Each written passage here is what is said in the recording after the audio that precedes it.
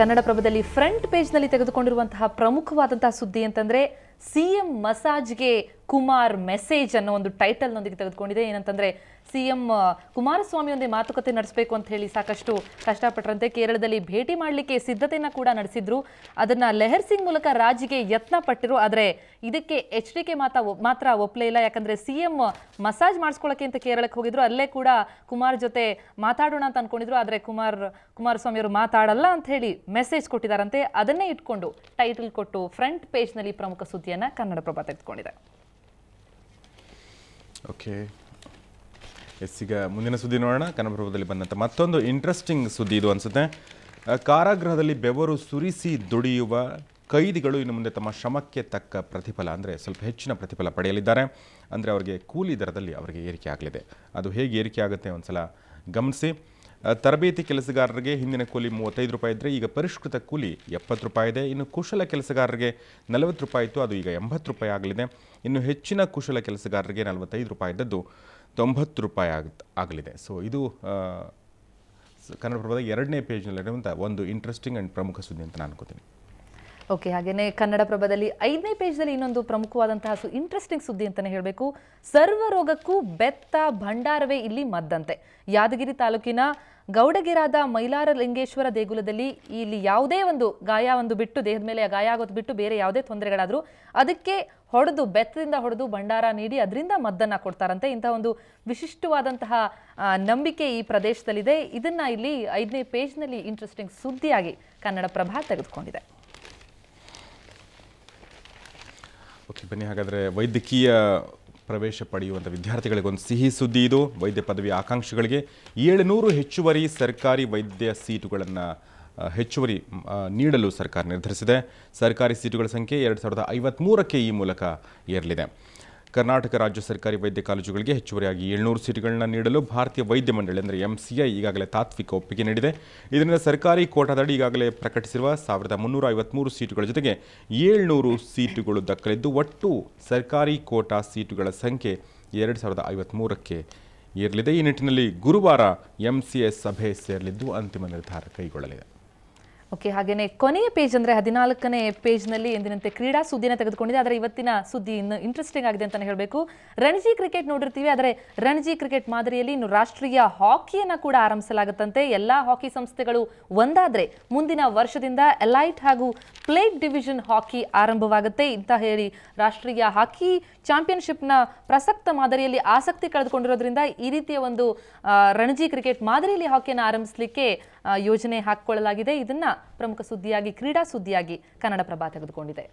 Okay, ಇವಿಷ್ಟು ಕನ್ನಡಪ್ರಭದಲ್ಲಿ ಇವತ್ತು ಏನೆಲ್ಲ ಇದೆ ಅನ್ನೋದು ಕನ್ನಡಪ್ರಭದ ಸುದ್ದಿಗಳು ನೋಡಿದ್ವಿ. ಆದರೆ ಹಾಗಾದರೆ ಈಗ ಬೆಂಗಳೂರಿನ ಸುದ್ದಿಗಳ ಬರೋಣ. ನಾವು ರಾಜ್ಯದಲ್ಲಿ ಕಾರ್ಯಕ್ರಮಗಳ ಬಗ್ಗೆ ಮಾತಾಡಿದ್ವಿ. ಆದರೆ ಸಿಲಿಕಾನ್ ಸಿಟಿಯ ಜನರು ತಮ್ಮ ಯಾಂತ್ರಿಕ ಜೀವನದ ಬೇಸತ್ತು ಸಂಜೆ ಏನಿದೆ ಕಾರ್ಯಕ್ರಮ ಅಂತ ನೋಡೋದು ತುಂಬ ಸಹಜ.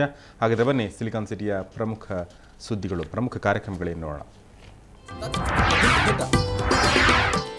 ಮೊದಲನೇದಾಗಿ ಬೆಳಗ್ಗೆ 10 ಗಂಟೆಗೆ ಯಶವಂತಪುರದ APMC ಆವರಣದಲ್ಲಿ ಗ್ರಾಹಕ ಜಾಗೃತಿ ಕಾರ್ಯಕ್ರಮ ನಡೆಯಲಿದೆ. ಇದು ಕರ್ನಾಟಕ ಕಾರ್ಮಿಕ ಕಲ್ಯಾಣ ಪ್ರತಿಷ್ಠಾನ ವತಿಯಿಂದ ನಡೀತಾ ಇದೆ.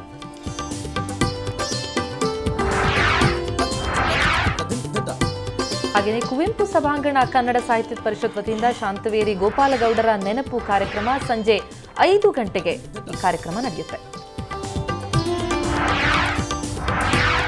ಇದರ ಜೊತೆಗೆ ರಂಗ ಪ್ರೇಮಿಗಳು ಅಂದರೆ ನಾಟಕ ಪ್ರೇಮಿಗಳು ಇಂದು ಸಂಜೆ 7 ಗಂಟೆಗೆ ಮಲ್ಲೇಶ್ವರದ MES ರಂಗಶಾಲೆಗೆ ಹೋಗಬಹುದು. ಅಲ್ಲಿ ಊರುಭಂಗ ನಾಟಕ ಪ್ರದರ್ಶನವಾಗಲಿದೆ.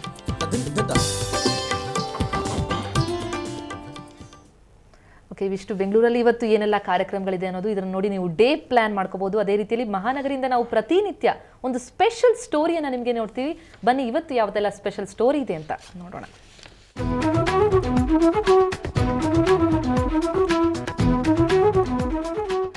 ಓಕೆ, ನಿಜಕ್ಕೂ ವಿಶೇಷ ಅನಿಸುತ್ತೆ ಇದು. ಆ ವ್ಯಕ್ತಿ ಸಾಫ್ಟ್ವೇರ್ ಇಂಜಿನಿಯರ್ ಬೇಸಿಕಲಿ, ಆದರೆ ಅವ್ರನ್ನ ಕೈ ಬೀಸಿ ಕರೆದದ್ದು ಕಸ್ತೂರಿ. ಕನ್ನಡ ಅಂದರೆ ಮಾತೃಭಾಷೆ. ಅಮೆರಿಕದಲ್ಲಿ ಇವರು IT ವೃತ್ತಿಯಲ್ಲಿದ್ದರು. ಅದನ್ನು ತೊರೆದು ಬಂದಿರುವ ಇಂಜಿನಿಯರ್ ಈಗ ಕರ್ನಾಟಕದಲ್ಲಿಯೇ ಅಂದರೆ ಕನ್ನಡದಲ್ಲಿಯೇ ಕೈಲಾಸ ಕಾಣ್ತಾ ಇದ್ದಾರೆ, ಕನ್ನಡದಲ್ಲಿ ಖುಷಿ ಕಾಣ್ತಾ ಇದ್ದಾರೆ. ಯಾರು ಇಂಥ ಕನ್ನಡ ಅಭಿಮಾನಿ ಅನ್ನೋ ಕುತೂಹಲ ನಿಮಗೆ ಸಹಜವಾಗಿ ಮೂಡುತ್ತೆ. ಬನ್ನಿ ಹಾಗಾದರೆ ನೋಡಿ ಈ ಪರದೆ.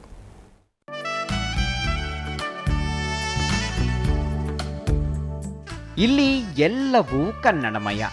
2800 ಕನ್ನಡ ಸಿನಿಮಾದ ಸಿಡಿಗಳು, ಹೊಸದಾದ ಹಳೆಯ ಕನ್ನಡದ ಹಾಡುಗಳು, ಪುಸ್ತಕಗಳು, ಕಾದಂಬರಿಗಳು, ಕನ್ನಡ ಅಂಕಿಗಳ ವಾಚ್ಗಳು, ಅಷ್ಟೇ ಅಲ್ಲ ಟೀ ಶರ್ಟ್ ಮೇಲೂ ಇಲ್ಲಿ ಕನ್ನಡದ್ದೇ ಕಾರುಬಾರು. ಇದೇ ಟೋಟಲ್ ಅಂಗಡಿಯ ಸ್ಪೆಷಾಲಿಟಿ. ಈ ಟೋಟಲ್ ಕನ್ನಡ ಅಂಗಡಿ ಇರೋದು ಬೆಂಗಳೂರಿನ ಜಯನಗರದಲ್ಲಿ. ಲಕ್ಷ್ಮೀಕಾಂತ್ ಎಂಬುವವರು ಈ ಅಂಗಡಿಯ ಮಾಲೀಕ. ಅಮೆರಿಕಾದಲ್ಲಿ ಸಾಫ್ಟ್ವೇರ್ ಇಂಜಿನಿಯರ್ ಆಗಿದ್ದ ಇವರು ಕನ್ನಡದ ಬಗ್ಗೆ ಅಪಾರ ಕಾಳಜಿಯಿಂದಾಗಿ ತನ್ನ ವೃತ್ತಿಯನ್ನೇ ತೊರೆದು ಬಂದಿದ್ದಾರೆ. ಇಲ್ಲೇ ಇದ್ದು ಕನ್ನಡಾಂಬೆಯ ಸೇವೆ ಮಾಡ್ತಿದ್ದಾರೆ.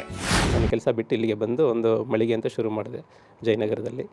ಸೊ ಎಲ್ಲ ಕನ್ನಡ ಚಲನಚಿತ್ರಗಳು, ಪುಸ್ತಕಗಳು ಮತ್ತು ಕನ್ನಡ ಮತ್ತು ಕರ್ನಾಟಕಕ್ಕೆ ಸಂಬಂಧಪಟ್ಟಿದ್ದು ಪ್ರತಿಯೊಂದು ಒಂದೇ ಸೂರಡಿಯಲ್ಲಿ ಸಿಗೋ ಥರ ವ್ಯವಸ್ಥೆ ಮಾಡಿದ್ದೀನಿ. ಅಷ್ಟೇ ಅಲ್ಲದೆ ಕನ್ನಡದ ಬಗ್ಗೆ ಅರಿವು ಮೂಡಿಸೋದಕ್ಕಾಗಿ www.totalkannada.com ಅಂತ ವೆಬ್ಸೈಟನ್ನು ಕೂಡ ಆರಂಭಿಸಿದ್ದಾರೆ. ನಾವು ಯಾವುದೋ ಕೊಳ್ಳಕ್ಕೆ ಬಂದಿರ್ತೀವಿ, ಮತ್ತು ಇನ್ನೊಂದು ನೋಡಿದಾಗ ಅದನ್ನು ತೊಗೊಬೇಕು ಅಂತ ಅನಿಸುತ್ತೆ. ಅದು ನಮಗೆ ಖುಷಿ ಆಗುತ್ತೆ. ಅದೇ ರೀತಿ ಪುಸ್ತಕಗಳು ಅಷ್ಟೇ. ಯಾವುದೋ ಒಂದು ಪುಸ್ತಕ ತೊಗೊಳ್ಳೋಣ ಅಂತ ನಮ್ಮ ಮನಸ್ಸಲ್ಲಿ ಇಟ್ಕೊಂಡ್ಬಂದರೆ ಇಲ್ಲಿ ಇನ್ನೊಂದು ಪುಸ್ತಕ ನೋಡಿದಾಗ ನಿಜವಾಗ್ಲೂ ಅದನ್ನು ತೊಗೊಬೇಕು ಅಂತ ಅನಿಸುತ್ತೆ. ಎಲ್ಲದೂ ನಮ್ಗೆ ಒಂದೇ ಕಡೆ ನಮ್ಮ ಕಣ್ಣಿಗೆ ಕಾಣೋ ಹಂಗೆ ಇಟ್ಟಿರ್ತಾರೆ. ಹಾಗಾಗಿ ನಮ್ಗೆ ತುಂಬ ಖುಷಿ ಆಗುತ್ತೆ. ನವೆಂಬರ್ನಲ್ಲಿ ಮಾತ್ರ ಕನ್ನಡ ಪ್ರೇಮ ತೋರಿಸೋರು, ಕನ್ನಡದ ರಕ್ಷಣೆಯ ಹೆಸರಲ್ಲಿ ಪುಕ್ಸಟ್ಟೆ ಪ್ರಚಾರ ಗಿಟ್ಟಿಸಿಕೊಳ್ಳೋರ ನಡುವೆ ಮೌನವಾಗಿಯೇ ಕನ್ನಡಾಂಬೆಯ ಸೇವೆ ಮಾಡ್ತಿರೋ ಇಂತಹ ಲಕ್ಷ್ಮಣ್ ಅಂತವರು ಸದಾ ಮಾದರಿಯಾಗಿ ನಿಲ್ತಾರೆ. ಮಾರುತೇಶ್ ಹೋಣಸನಹಳ್ಳಿ, ಸುವರ್ಣ ನ್ಯೂಸ್ 24/7 ಬೆಂಗಳೂರು. ನಿಜಕ್ಕೂ ಲಕ್ಷ್ಮೀಕಾಂತ್ ಅವರ ಸೇವೆ ಬಹುಶಃ ತುಂಬಾ ಒಳ್ಳೇದಂತ ಅನ್ಕೋತೀನಿ. ವಿಶೇಷವಾಗಿ ಅವರು ಸಾಫ್ಟ್ವೇರ್ ಇಂಜಿನಿಯರ್ ಆಗಿದ್ದಂಥವರು. ಹೌದು, ಟೆಕ್ಕಿಗಳು ಅಂತಂದ್ರೆ ಅವರು ಬೇರೆ ಎಲ್ಲ ಸಮಾಜಮುಖಿ ಇರಲ್ಲ, ಅವರುಗಳು ಅವರದೇ ಲೋಕದಲ್ಲಿ ಇರ್ತಾರೆ ಅನ್ನೋ ಒಂದು ಪಾಪ ಅಪವಾದ ಇದೆ. ಅದಕ್ಕೆ ಹೊರತಾಗಿದ್ದಾರೆ ಇವರು. ನಿಜಕ್ಕೂ ತುಂಬಾ ಜನ ಇದ್ದಾರೆ, ಅದರಲ್ಲಿ ಇವರು ಕೂಡ ಒಬ್ಬರು ಅಂತ ಅನ್ಕೋತೀನಿ. ವಿಶೇಷವಾಗಿ ಕನ್ನಡ ಸೇವೆನ ಯಾವುದೆಲ್ಲ ರೀತಿಯಲ್ಲಿ ಮಾಡಬಹುದು ಅನ್ನೋದಕ್ಕೆ ಇದೊಂದು ಉದಾಹರಣೆ ಅಂತ ಅನ್ಕೊಳ್ಳೋಣ. ನಿಜಕ್ಕೂ.